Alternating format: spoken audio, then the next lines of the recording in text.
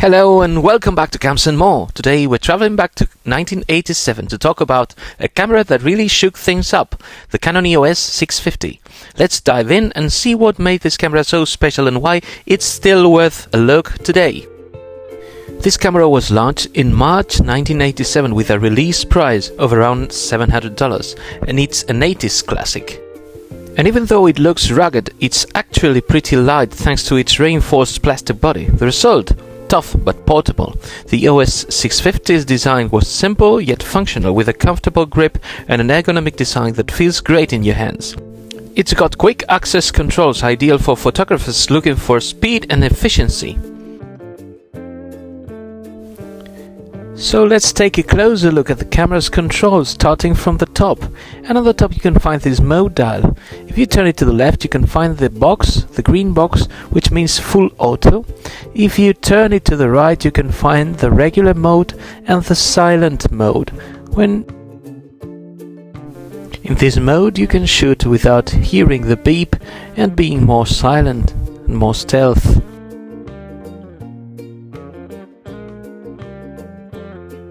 Next to it there's the focal plane sign and then the exposure compensation button and the mode button. To make them work you just have to hold them down and then switch the dial on the right. You will find your perfect setting shown on the screen you have on the right. This LCD screen shows up everything you are setting.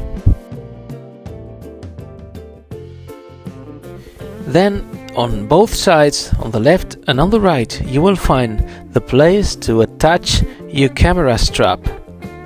On the top you will find the hot shoe, and on the right, as we said before, we have the LCD screen with all the information. And as you can see, we are shooting now in manual control. We have the aperture set at 5.6 and the speed at 1/125th of a second. And on the right hand side you'll find the grip and the shutter button, which I will show you in a minute how it sounds.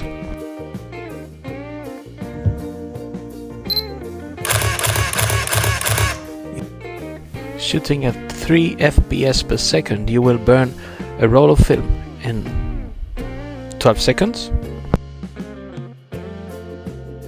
So let me flip around the camera and show the front to you. And on the front you can find this very good grip, which makes it be so comfortable. These cameras used to come with a kit lens with a normal and regular 28 to 80 or something like that. But this one has the ultrasonic, which is a slightly better version, which is more silent and more precise focusing. And on the right hand side you can find the lens release button, and down there's a manual aperture button and the depth of field preview. And on the left hand side you can find the slider to open the back door, but it has a lock to prevent you from accidentally opening it. And let's take a look inside, opening the back door, and you will find the metal shutter. On the left hand side you will find the DX code reader, and then you have only to put the canister on the left and then pull your film to the right until you get to the red dot. Then close the door and you're good to go. You've got this little window to check your film, and on the right you've got an auto exposure lock. And there's the hidden door with the hidden settings down here, where you can find on the left a forced rewind button, an autofocus button, a drive button, a battery check button, and if you press simultaneously the autofocus and drive button, you can change and force your ISO. While depressing the battery check, you can find on the screen the battery level. Finally, let me show you the bottom of the camera, where you can find the tripod socket mount, and on the left you will find the serial number and Canon Japan, which is not meant to be made in Japan. So I can presume it's just designed in Japan. The viewfinder on its side is good enough, it's big enough, and it's got the eye gap, this little eye gap that you can change between cameras.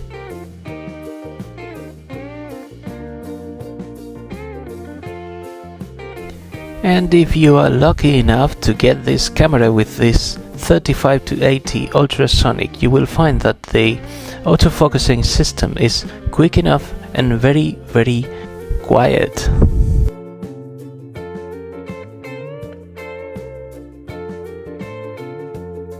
Although you think this is only a plastic camera, it's really not. It's quite sturdy. Well, it's plastic made, but it's a very strong plastic and it is made to last.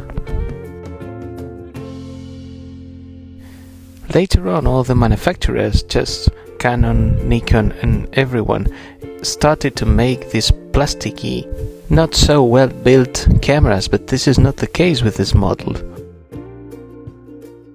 And finally, if you unscrew the grip, you can find the battery inside. It's a 2CR5 battery. Now let's talk about the big change this camera introduced, the EF mount, Canon's first fully electronic mount with no mechanical connections. These enable much faster, more precise autofocus, though Canon's FD users were thrilled since it meant that all lenses, well, they just weren't compatible.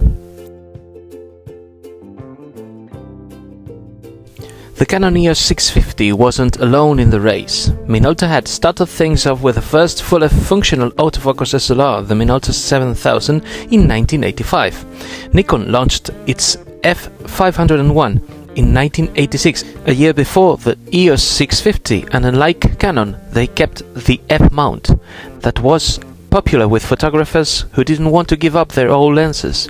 Olympus tried to jump into with the OM707 in 1986, and Pentax went way back to 1981 with the MEF, though it had a very limited autofocus system. Thus, Canon, being the last to join the autofocus race, had a chance to perfect what others had started, even though the EF mount change was controversial. So finally, who won? Over time, Canon's EOS system came out on top, especially in the digital age, with the quality and compatibility of its EF lenses. So how good is this camera for street photography today?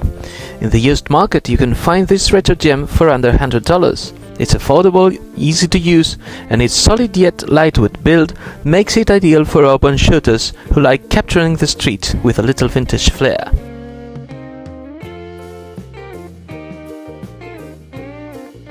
So, if you're looking to try one of the first EOS cameras, this Canon EOS 650 is a great choice to explore street photography with a bit of history in your hands. Don't forget to leave us a like if you enjoyed the video, hit that subscribe button for more vintage content, and tell us in the comments what's your favorite vintage camera. This has been Comes and More. See you in the next video. Peace.